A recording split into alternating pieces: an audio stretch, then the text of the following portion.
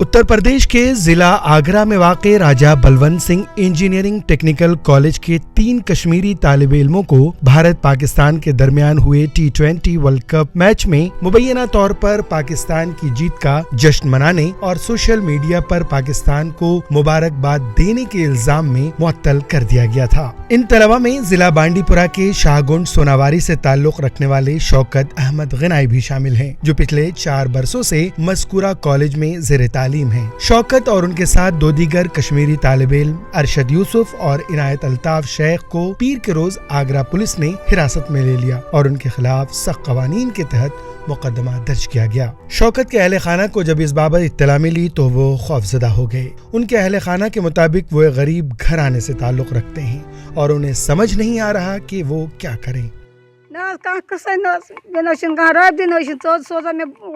मैंने अपने बच्चे को पढ़ने के लिए वहाँ भेजा था।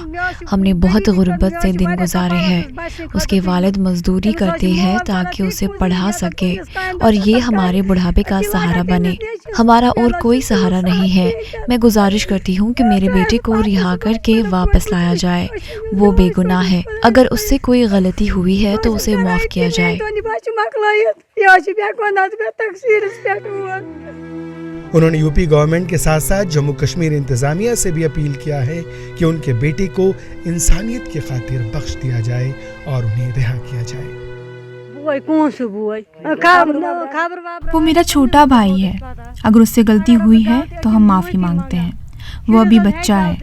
वो बहुत मेहनती है और हमेशा अव्वल आता है। वहाँ कॉलेज से वो बीटेक कर रहा है। ये उसका आखिरी सेमेस्टर है।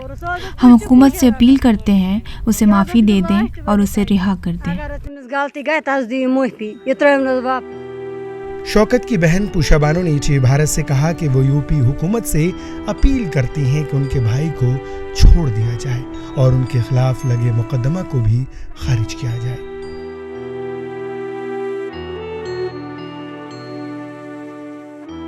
ईटीवी भारत के लिए बांडीपुरा से साजिद रसूल की रिपोर्ट।